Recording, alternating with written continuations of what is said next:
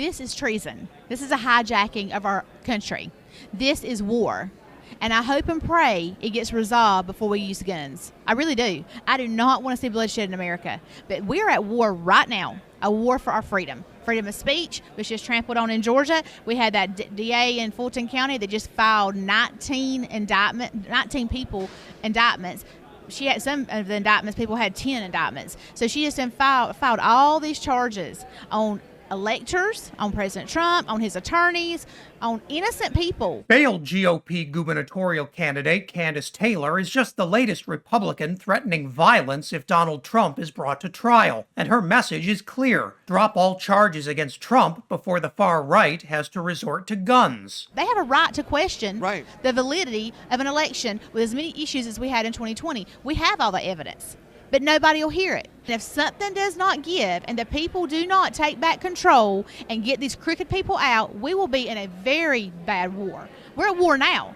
It's an information war. It's an information war. And I hope that it stays there and we get it resolved. Yeah, you heard that right. Taylor is threatening a possible war if courts don't accept Donald Trump's so-called evidence of 2020 election fraud, evidence Trump himself has declined to present, and which no Republican has actually produced. And hey, get a load of that amazing mural of MyPillow CEO and Trump pal Mike Lindell. Just really soak it in. Republicans calling for violence in the name of Trump is nothing new, but a growing number of GOP leaders with large followings are now adopting the language of open violence against the United States, and they're giving MAGA voters the blueprint to rationalize an act of treason against their own government. The recent surge in Republicans' violent rhetoric seems even stranger when you realize that Trump's inner circle knows he lost. Even dirty trickster Roger Stone, one of Trump's biggest election denier allies. I don't understand how they want us to lead the march, but they can't even tell us where to go. So it doesn't make any sense. I think you just got your answer.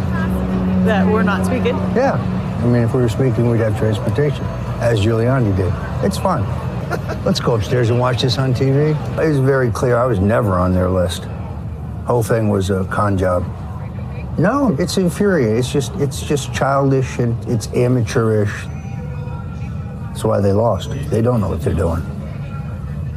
Yeah, I hear you. All right, I will talk to you in a bit. Yep.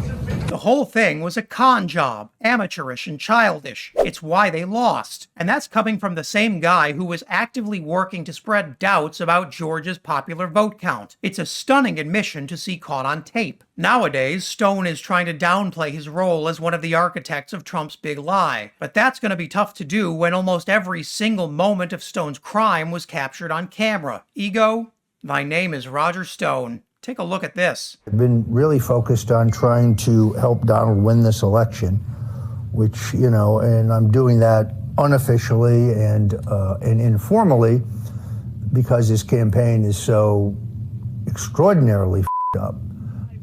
So to go back to your question, will he win? I don't know. Can he win? It's possible. I really expect a 2000-like result with a long, drawn-out squabble over who won.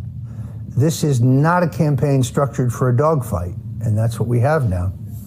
So independent action is required, Independent action is required, huh? Well, the American people no longer need to guess what that independent action is, because Stone's big lie has the MAGA movement marching down the path to mob violence, and Republican leaders are cheering them on. Initially, Stone and others expected Fox News to be that so-called independent action, but when Fox called Arizona for Joe Biden, Trump realized they needed to have a more direct approach. That meant denying the election outright, no matter what the actual numbers said. The end result was a criminal scheme that gave aid and comfort to an insurrection. One Stone, Trump, Rudy Giuliani, and others fully dedicated themselves to planning. On January 6th, that plan moved into motion. Now legal experts from both parties say that could disqualify Trump from ever seeking public office again. Fantastic that you have one of the preeminent liberal legal scholars and one of the preeminent conservative ones coming together. And here I agree with them. The 14th of the Amendment of the Constitution, Section 3, says that you're not eligible to hold office in the United States if you commit insurrection or you give aid and comfort to insurrectionists. And there is such powerful evidence adduced by the January 6th committee out in plain sight of that proposition. Republicans aren't threatening violence because they think Donald Trump is innocent. They're threatening violence because they know Trump is guilty. And that guilty verdict would bar their leader from ever returning to power in this country. For Republicans, that's a fate worth risking sweeping national violence to prevent. It's also a reminder that the thing Republicans fear most is a jury of their peers, presented with clear evidence and asked to make a judgment. Our nation faces even more challenging days ahead. And if you thought that was wild, check out this video, where Fox News anchor Kayleigh McEnany gets fact-checked by her own network. 517,000 jobs were added. And as always, leave a comment below so you can let me know what I should cover next.